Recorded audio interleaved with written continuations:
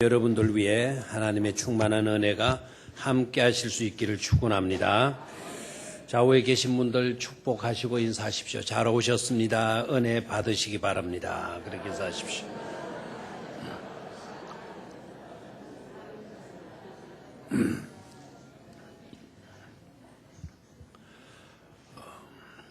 요사이 인기 있는 학문 중에 하나가 미래학입니다. 미래학. 앞으로 어떻게 될 것인가, 우리의 미래가 어떻게 될 것인가, 우리의 내일이 어떻게 될 것인가 하는 것에 대한 관심도를 반영하는 일이라 그렇게 봅니다.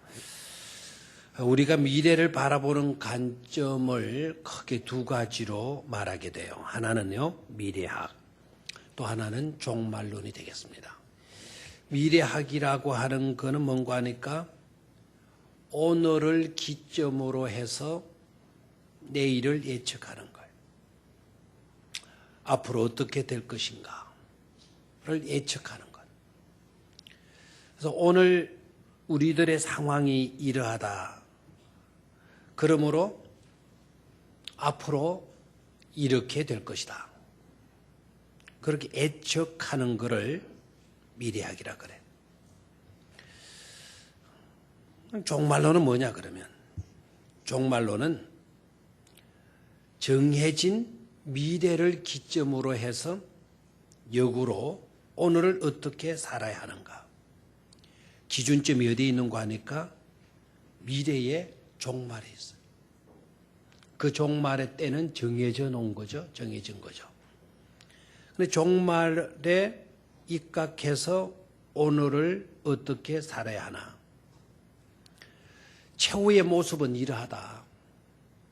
그러므로 그 날을 바라보면서 오늘 우리들은 이렇게 살아야 한다 라고 말하는 것이 종말론이에요.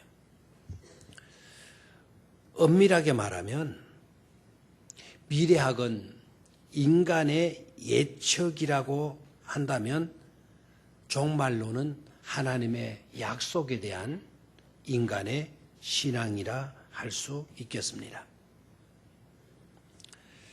신앙생활에서도 꼭 마찬가지예요. 신앙생활에도. 나를 기준으로 삼고 신앙생활하는 자들이 있어요. 믿음을 갖고 믿음 생활해요. 그러나 그 중심은 나이고 있는 생활. 그렇게 신앙생활하는 사람들이 있고, 반면에 하나님을 중심으로 하고 항상 하나님의 말씀을 기준으로 삼고 따르는 신앙이 있잖아요. 하나님 중심의 신앙, 말씀이 기준이 되는 그런 신앙생활을 해가는 자들이 있습니다.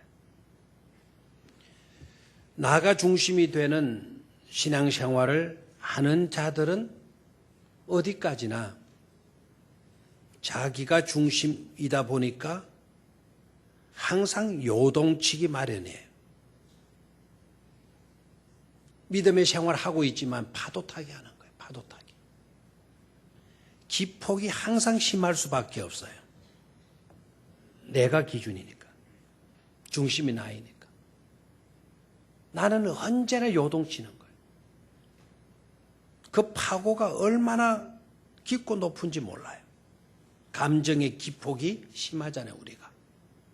금방 좋았다가도 어떤 소리 한번 딱 듣는 순간에 그 좋았던 기분은 온데간데 없고 속상해 죽겠다 그러고 미치겠다 그러고. 이게 문제인 겁니다.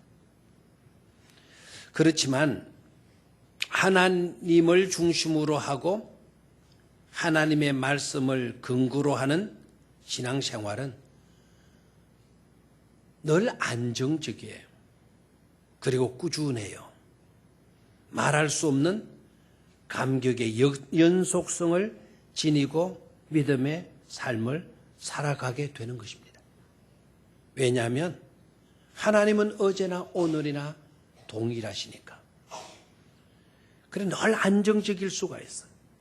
그리고 하나님 중심의 삶을 사는 사람들은 말씀이 이루어 놓는, 말씀이 역사하는 현장에는 항상 기적이 따르게 되는데, 말씀이 역사하다 보니까 늘 감격의 연속성을 지니고 살아갈 수가 있는 것입니다. 그래서 저와 여러분들은 나 중심의 신앙 생활에서 항상 하나님 중심, 하나님의 말씀을 기준으로 삼는 그런 믿음의 삶을 살 수 있도록 우리 자신들을 쳐서 복종시켜 나가야 될 것입니다. 나 중심의 신앙에 머물러 있으면 문제는요, 더 큰 심각한 문제를 야기시키게 된다라는 거예요. 그 심각한 문제란 바로 뭔가 하니까, 나라는 것은 한계가 있고 기폭이 심하고 언제나 요동치게 되니까 불안한 거예요. 그래서 하는 일이 뭔가 하니까 눈에 보이는 우상을 만들게 되고, 그리고 그 우상으로 나아가게 되는 것입니다. 그래서 우상 공장은요, 불황을 타지 않는다 그래요. 오히려 세상이 불황일수록 우상 공장은 호황을 누리게 된다라는 거예요. 호황을. 왜 우상 공장은 불황이 없는가? 세상은 부조리함으로 가득 차 있잖아요. 문제투성이에요. 처체에 문제가 깔려 있어요. 그런 세상에 몸을 두고 살아가야 되는 우리 인간이고 보니까 그 부조리함 때문에 또 어려운 그와 같은 일들 때문에 상처를 받고 괴로움을 당하고 고통을 당하는 일이 비일비재하단 말이에요. 그리고 부조리함 때문에 억울한 상황에 놓일 때도 얼마나 많은지 몰라요. 그런 것을 극복해야 되고 그런 것에서 벗어나야 되고 그런 것에 탈출하기 위해서 몸부림을 쳐보지만 안 되다라는 겁니다. 우리의 힘으로는 안 된다는 거예요. 그래서 자구책으로, 그 자구책으로 인간의 본성은 끊임없는 우상을 만들게 된다라는 거예요. 그리고 그 우상을 만들어 놓고는 그것을 바라보면서 위안을 받는다는 겁니다. 그리고 그 우상에게 나아가서 섬김으로 어떤 좋은 일이 일어나기를 기대하게 된다라는 거예요. 이 사람의 마음이 그렇다는 거예요. 종교개혁자 쫑깔뱅, 이분은 장로교단의 창시자이기도 하잖아요. 대단한 지성인이고 믿음 좋기로 유명하고 철저하게 말씀 중심 하나님의 주권에 순복하며 살았던 지성인, 신학자, 주경가이잖아요. 이 목사님은 이런 이야기를 해요. 인간의 본성은 끊임없이 우상들을 만들어내는 공장과 같다. 우리의 마음의 본성은 끊임없이 우상들을 만들어내는 공장과 같다라는 거예요. 공장. 우리의 본성이 공장이라는 거예요. 하루도 쉬지 않고 그 본성 속에서 우상을 디자인하고 설계하고 그리고 기계를 꽝꽝 돌려가지고는 우상을 찍어낸다라는 거예요. 우상을 생산해 낸다라는 겁니다. 그것도 불황을 모르는 가동률 100%의 공장이 된다라는 거예요. 가동률 100%. 기계 중에 노는 기계가 하나도 없이 그냥 쉴 틈이 없이 계속해서 우상들을 만들어 낸다라는 겁니다. 이 심각한 문제죠. 자, 그러면 이 우상, 어떤 문제냐? 우상이라는 것이 도대체 어떤 것인가라는 것을 좀 새롭게 볼 수 있어야 되겠어요. 오늘 본문으로 들어가 볼까요? 이 우상의 문제는 이방 나라의 주된 과제이기도 했어요. 이방 나라는 거의 대다수가 무엇을 섬겼죠? 우상을 섬겼어요. 우상을 섬기던 나라. 그런데 본문을 보면 이방 나라만 우상을 섬긴 게 아니고 이스라엘 나라도 우상을 섬겼다. 이스라엘 백성도 우상을 섬겼다. 그래서 낭패를 당하네. 낭패를. 앞서가는 나라, 선진국, 강대국이었던 나라가 그 당시에 바벨론이라고 하는 나라인데, 그렇게 앞서가는 잘 사는 강대국이었던 바벨론도 누구를 섬겼다? 우상을 섬겼다라는 거예요. 우상을 만들어 놓고 그 우상에게 절을 했다. 근데 문제는 뭡니까? 이렇게 이스라엘 백성도 우상을 만들었고 바벨론도 그렇게 강대국이었고 잘 사는 그와 같은 나라도 우상을 만들어 섬겼고 이방 나라도 말할 것도 없이 우상을 섬겼는데 그 문제는 무엇입니까?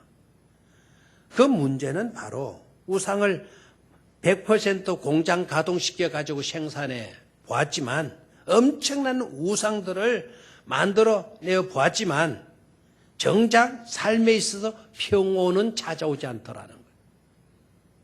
허탈감만 더할 뿐이다라는 겁니다. 그 우상이 자신들의 어떤 문제를 해결해 주는 법이 없다라는 거예요. 국가적인 위기에 놓이게 되어졌어도 우상이 국가적인 위기에서 조금이라도 도움되는 일들은 없더라는 거예요.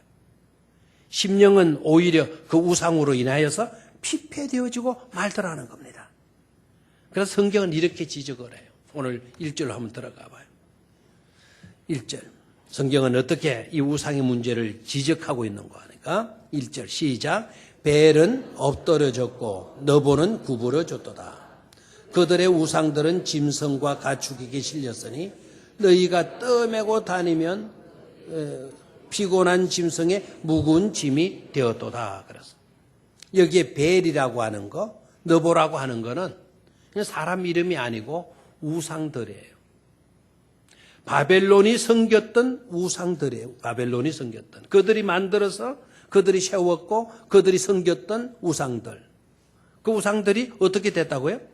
벨은 엎드러졌고 너보는 뭐해졌다? 구부러졌다. 여기서는 스투프로 되어 있어. 웅크러져 있다. 웅크러져 있다. 우상이 웅크려 있다라는. 웅크러져 있다. 그들의 우상들은 어떻게 됐다고요? 짐승과 가축에게 실렸으니 짐승과 가축에게 왜 우상들이 실렸나? 바벨론이 망하게 된 거예요. 패망하게 된 거예요. 상상도 못했던 메데 파사 제국, 지금으로 말하면 페르시아 제국이 힘을 얻어가지고 바벨론을 정복해 들어오는 거예요. 그러니까 바벨론 사람들이 도망을 가는데, 피신을 가는데 그들만 훌쩍 떠나는 것이 아니고 그들이 신으로 만들었던, 신으로 여겼던, 신으로 섬겼던 뭐를 옮기는 겁니까? 우상들을 옮기는 거예요. 제가 가지고 있던 성경에 그 그림을 사파를 넣어놨는데 그 사파가 아주 재미나게 그려져 있어요. 바로 이 내용을 저렇게 사파로 그렸어요. 당나귀에다가 뭔가를 싣고 가요. 뭐를 싣고 가죠? 네, 저거 참 웃었어요. 저 함과 비슷한데도 우상이 막 들어있고 뒤에 나귀에는 우상을 눕혀가지고 밧줄로 꽁꽁 묶고 나죠. 그렇죠? 이 성경이 이야기하는 것을 저렇게 사파로 그려놨어요. 재미나는 표현입니다. 아니 신으로 여기는 것인데 왜 밧줄로 저렇게 묶여가는 겁니까? 아직도 반응이 안 와요? 신으로 여겼던 것들인데 왜 이렇게 짐승에게 지어져 가는 겁니까? 매여져 가는 겁니까? 지금 저 짐승들 나귀가 말을 못해서 그렇지. 아이 더럽게 무겁네 이거. 아마 짐승들이 나귀들이 굉장히 힘들어하고 불만불평했을 것 같아. 피곤한 짐승들에게도 뭐가 되어버렸다? 짐짝이 되어버렸다라는 게 짐짝이 되어버렸다. 성경이 지적하는 바가 뭡니까? 바로 우상이라고 하는 것은 우리에게 유익을 주고 도움을 주기는커녕 우리에게 오히려 짐덩어리가 되고 그것을 옮기는 짐승에게마저 피곤하게 만드는 뭐에 지나지 않는다? 짐짝에 지나지 않는다. 골치 아픈 짐짝에 지나지 않는다. 그 우상이라는 게 누구를 세워주거나 일으킬 수 있기는커녕 영어 성경은 서포트 해준다, 업홀드 해준다, 지탱해주고 받쳐주기는커녕 자기 자신도 가눌 길이 없어가지고 밧줄에 동동 묶여져 가야 되고 저런 함 속에 꼽혀서 들어가서 이렇게 옮겨질 수밖에 없는 것이 바로 뭐다? 우상이다 이거예요. 그런 우상이, 저런 우상이 어떻게 우리를 환난에서 구원해 낼 수가 있겠느냐는 거예요. 저러한 우상이 어떻게 우리의 문제를 해결해 줄 수가 있겠느냐는 겁니다. 우상은 절대로 그렇게 해 줄 수가 없다라는 거예요. 왜 그럴까요? 우상은 생명이 있어요, 없어요? 없어요. 불러도 대답할 수 있는 신이 아닙니다. 어떤 감정 표출을 할 수 있는 그런 신이 아닙니다. 하나의 나무요, 하나의 돌이요, 생명 없는 그와 같은 무생물인 것입니다. 또한 우상은 누가 만든 것입니까? 우리가 만든 것이에요. 우리가 만든 것이고, 우리가 설계한 거예요. 우리 입맛에 맞도록 조절하고 조작할 수 있는 그런 물체에 지나지 않는 것이 바로 뭡니까?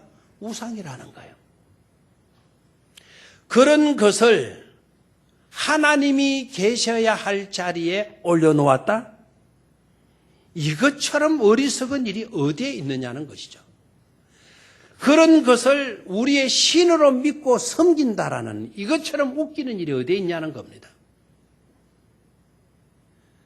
하나님은 우리에게 명령하시죠. 나 외에 다른 신을 마지 말아라, 만들지 말아라. 너희 곁에 다른 어떤 것들을 갖다 놓지 말아라. 경고하시는 하나님의 경고의 귀를 기울이고 오로지 하나님만을 섬길 수 있는 저와 여러분들이 되시기를 주의 이름으로 축원합니다. 내 마음 공장을 우상 만드는 공장 만들어서는 안 된다. 세월이 힘들고 어려울수록 불황일수록 불황을 모르는 우상 공장에 들어가서 일하려고 하는 그런 어리석음을 범해서는 안 된다라는 것을 분명히 깨닫기를 축원합니다. 우상이 우리에게 해줄 수 있는 건 아무것도 없다. 두 번째, 3절로 4절을 대조시켜 주시는데요. 3절과 4절에서는 하나님은 반면에 어떤 분이신가? 하나님의 중심, 하나님이 기준이 되는 믿음의 삶을 우리가 살아야 되는데 그 근거로 하나님은 어떤 분이신가를 우리에게 말씀해 주시고 계세요. 자, 하나님은 반면에 어떤 분이십니까? 자, 몇 절을 봐야 된다 그랬어요? 3절과 4절을 봐야 된다 그래요. 3절을 같이 읽을까요? 시작. 야곱의 집이여 이스라엘 집에 남은 모든 자여 내게 들을지어다. 배에서 태어남으로부터 내게 안겼고 됐습니다. 배에서 태어남으로부터 이 말은 무슨 말일까요? 출산 때부터 내게 안겼고 여기 내게는 누구입니까? 하나님께 안겼고 하나님께 안기는 게 싫은 모양입니다. 배에서 태어남으로부터 하나님께 안겼고 어린 것이 생존할 수 있는 방법은 누군가의 도움을 받는 것밖에 없어요. 어린아이가 자기 손으로 할 수 있는 것 아무것도 없어요. 자기 의지로 할 수 있는 것 아무것도 없어요. 먹이 줘야 먹는 거고요. 눕혀줘야 누울 수 있는 거고 기저귀를 갈아줘야 갈아줄 수 있는 거예요. 따뜻한 데 옮겨 놓아야 따뜻한 데서 잘 수가 있는 거예요. 하나에서 끝까지 어머니의 손길이 닿지 못하면 그 아이는 살 수가 없어요. 우리가 영적으로 어머니 배에서 태어난 그와 같은 우리들이 살 수 있는 방법도 누가 안아주시는 거예요? 하나님이 안아주셔야 되는 거예요. 그래서 내게 안겼고 그 다음에 같이 읽습니다. 시작. 태에서 나무로부터 내게 업힌 너희여. 태에서 나무로부터 내게 업힌 너희여. 아멘입니까? 세번역 성경으로 보니까 절될 쯤 되었을 때에는 내 등에 업힌 너희여. 아멘이 별로 안 나옵니다. 하나님이 우리를 뭐 해주신다라는 거예요? 어부바 해주신다, 이거 어부바. 예? 어부바. 어부바란 그래요? 아이들 보고? 어부바, 어부바. 어머니의 덩어리에, 아버지의 덩어리에 안길 때 얼마나 마음이 평안해요. 하나님이 우리를 등에 업어주신다라는 거예요.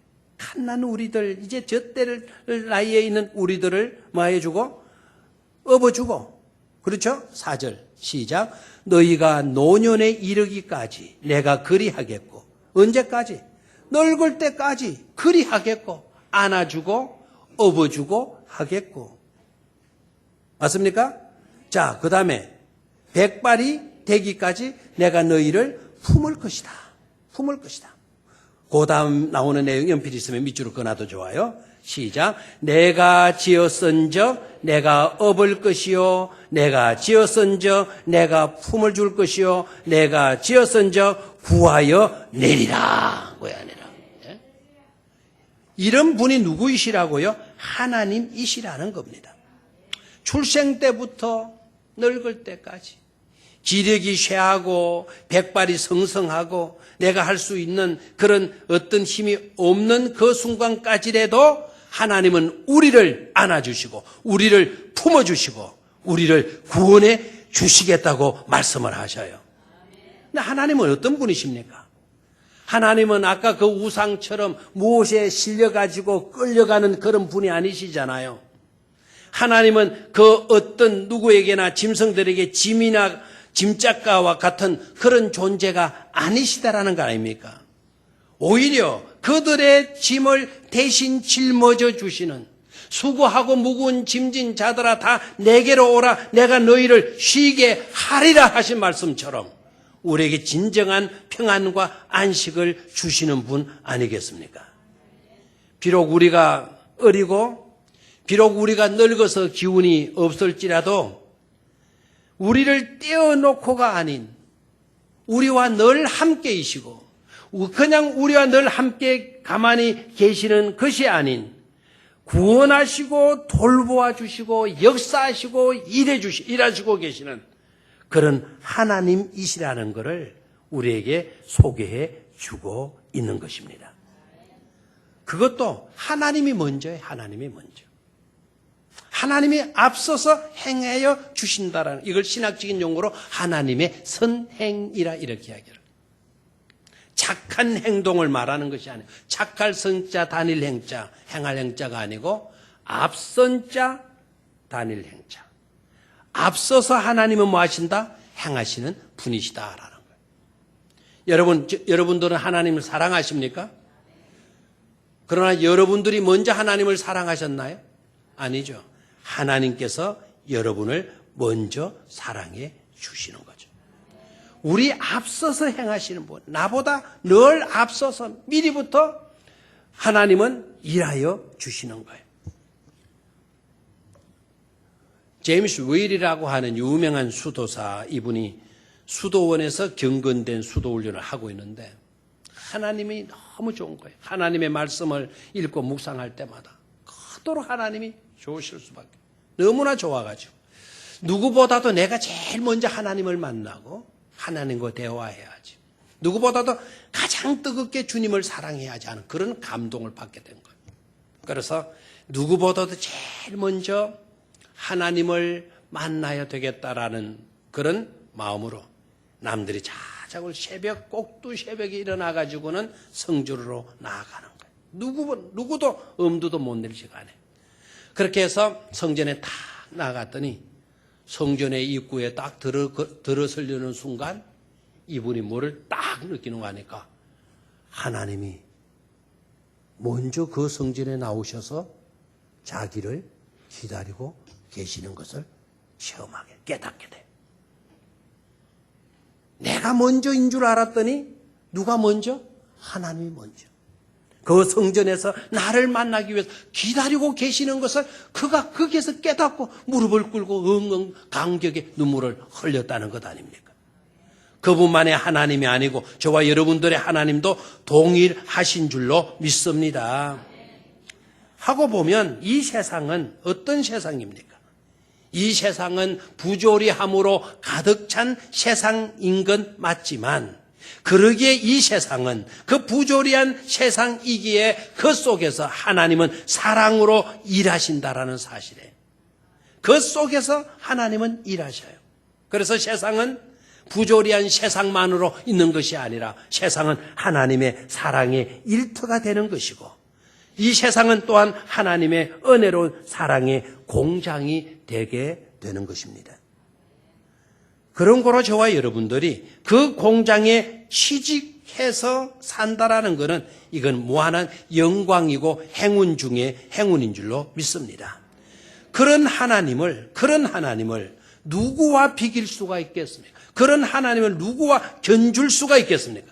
그래서 성경 오늘 읽은 마지막 5절은 바로 그것을 말해주고 있죠. 시작, 5절 있습니다. 시작. 너희가 나를 누구에게 비기며 누구와 짝하며 누구와 비교하여 서로 같다 하겠느냐? 누구와 비교될 수 있단 말입니까? 없단 말입니까? 없다라는 거예요. 그런 하나님을 누구와 비교할 수 있겠는가? 사랑하는 성도 여러분, 복음의 진수는 우리가 하나님을 안고 우리가 하나님을 업고 우리가 하나님을 메고 우리가 하나님을 짊어지시는 데 있지 않고 하나님께서 저와 여러분들을 안아주시고 저와 여러분들을 업어주시고 저와 여러분들을 품어주시고 저와 여러분들을 메어주시고 저와 여러분들을 짊어져 주시는 데 있는 것임을 깨닫기를 축원합니다. 복음의 진수예요. 복음의 진수는 또한 하나님을 위하여 우리가 일하는 것이 아니라 하나님이 저와 여러분들을 위해 지금 이 시간에도 일하시는 데에 복음의 진수가 있는 것임을 깨닫기를 축원합니다. 하고 보면 이 은혜 무엇에다가 비교할 수가 있겠습니까? 이 은혜를 절대로 놓치지 않기를 주의 이름으로 축원합니다. 마지막 세 번째로 우리들의 출근 공장 고민할 거 그 뭐냐라는 거예요. 기독교 신앙은 다시 한번 정해 봅니다. 우리가 만들어 놓은 종교 속에서 우리가 만들어 놓은 종교, 기독교가 아닌 다른 종교는 사람이 만든 종교예요. 기독교의 하나님 외에는 다 인간이 제작한 신들이에요. 기독교 신앙은 우리가 만들어 놓은 종교 속에서 즉 이방 종교, 우상 공장 속에서 일하는 것이 아니라 하나님이 우리를 위해 일하시고 계시는 하나님이 운영하시고 계시는 공장에 취직해서 그 공장의 특권을 누리는 것이 바로 우리 기독교의 신앙 생활인 것입니다. 우리가 하나님을 얻고 가는 것이 아니라 그랬어요. 우리가 하나님을 메고 옮기는 것이 아니라 그랬어요. 그 일은 누가 해 주셔요? 하나님이 우리를 안으시고 하나님이 우리를 얻고 가시고 하나님이 우리의 짐을 대신 져 주시는 것입니다. 우리가 하나님을 위해서 일을 한다? 조심하시기를 바라요. 우리가 하나님을 일해봤자 그 일이 얻어만큼이겠어요. 그것 가지고 하나님의 뜻을 다 성취할 수 있다? 아닙니다. 하나님께서 역사하시고 하나님께서 일하여 주시기 때문에 하나님의 일은 완성되어질 수가 있는 것이죠. 하나님의 은혜가 닿지 않는 곳은 없어요. 사방팔방으로 다 둘러봐도 이곳에도 하나님의 사랑, 저곳에도 하나님의 사랑, 오른쪽에도 하나님의 사랑과 은혜, 왼쪽으로 바라봐도 사랑과 은혜. 저와 여러분들은 온통 하나님의 사랑과 은혜와 관심에 둘러싸여져 있다고 해도 과언이 아닌 줄 믿습니다. 우리 주변에는 뭐로 에워싸여져 있어요? 하나님의 사랑, 하나님의 은혜, 하나님의 관심. 그 관심에 저와 여러분들이 둘러싸여져 있는 거예요. 우리의 지난 과거도 마찬가지고요. 지난 과거에 우리가 허물이고 잘못이 있다 하더라도 이미 하나님은 예수 그리스도의 보혈의 피로 저와 여러분들을 용서해 주시지 않았습니까? 현재에도 지금도 하나님께서는 우리가 호흡하며 살 수 있도록 은혜의 이슬을 내려주시고 있지 않습니까? 우리의 미래도 어떠합니까? 영광된 세계로 우리를 인도해 가실 것 아닙니까? 온통 사방팔방으로 어제나 오늘이나 내일이나 저와 여러분들은 하나님의 사랑과 은혜와 관심 속에 둘러싸여져 있는 너무나도 복된 존재인 것임을 깨닫기를 축원합니다.